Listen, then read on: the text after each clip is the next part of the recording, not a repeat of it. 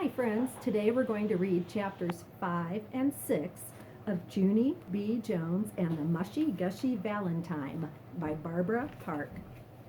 Chapter 5, Valentine's Day. Valentine's Day came on Friday, and guess what? My Grandma Helen Miller bought me a special Valentine's outfit, and it matched my heart antennas very perfect. That day at school, I skipped all around room 9. 'Cause I was a treat for the eyes, I tell you. Finally, I sat in my seat and Mrs. took attendance. And guess what? Nobody was absent, 'cause who wants to miss a party? That's why. After attendance, Mrs. put on a special Valentine's apron. It had a big heart pocket in the front. Then Mrs. filled the heart pocket with Valentine's cards from the box, and she delivered them to all of the children. And wait till you hear this. The very first Valentine was delivered to me, to Junie B. Jones, and it said my name right on the envelope. Yahoo! I yelled real thrilled. I am first again, Mrs. Yahoo! Yahoo! After that, Mrs. kept on delivering cards until the whole Valentine's box was empty. Then all of us got to open up our cards, and it was as fun as a birthday party, I tell you. After Lucille finished opening her Valentines, she called Grace to our table. Come here, Grace. Come here and bring your Valentines. Then you and I can count our cards and we'll see who got the most from the boys, she said. Grace came over. She smiled kind of nervous. Well, okay, here goes, she said. Then Grace put all of her Valentines in front of me and Lucille, and she counted them one by one. Pretty soon, Grace wasn't smiling anymore. Rats, I knew I shouldn't have come over here, she said. Lucille grinned a teeny bit. Why, Grace, she asked, how many did you get? You have to tell me, Grace, how many? Grace did a big sigh. I only got 17, she said. I only got one card from every person, and that's all, no extras. Lucille's face lighted up very bright. She flipped her hair all around in the air.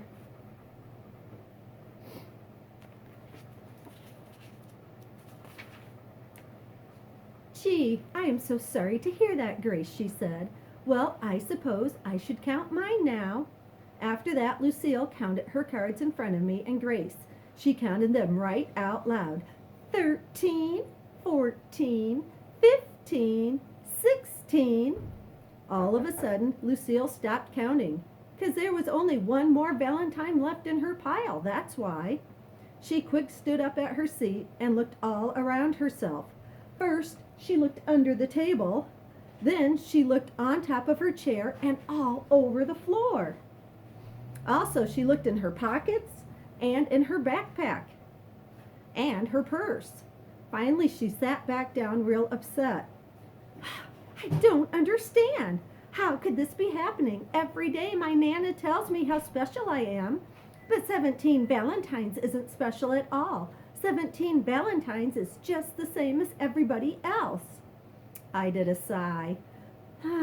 Nanas, I said, you can't believe a word they say. Grace looked cheerier.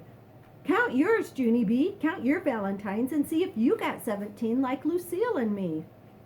Of course I got 17, silly Grace, I told her. Everybody in this whole room got 17.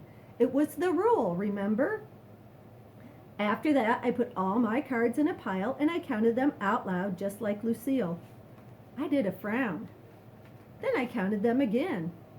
And even again. 'Cause guess what? Somebody broke the rule, that's what. I springed up on my chair. All right, people who didn't send me a Valentine, and do not try to deny it, because I've only got 16 cards in my pile. I pointed my finger at Meanie Jim. Was it you, mister? Huh? Are you the meanie head who didn't send me one? I looked all around. Or maybe it was you, Mr. Polly Allen Puffer, or you, Charlotte, who I don't actually know your last name, or you, Roger, or... Just then, Mrs. swooped me off my chair.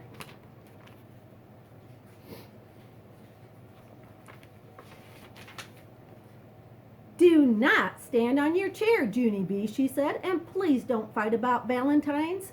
If someone didn't send you a card, it was just a mistake.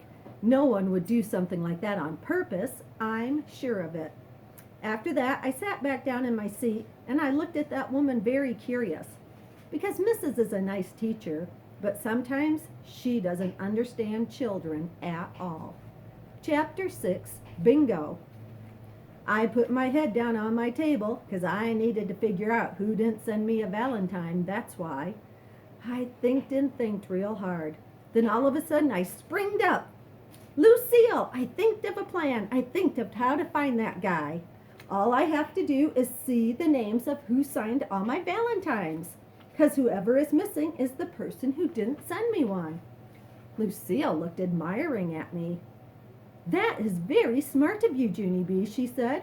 You should be on cops. I know it, I said back. My head is as sharp as a tack.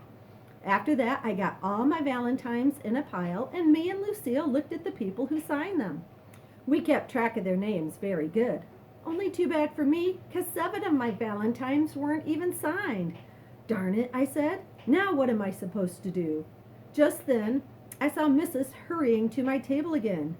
Junie B, I have some good news for you, she said. Guess what I just found in the bottom of the Valentine's box? I sat up real quick, 'cause guessing games are my favorites, of course. A meatball? I said. Mrs. did a frown. No, Junie B, why would there be a meatball in the box? Think about it. What have people been putting in the Valentine's box all week?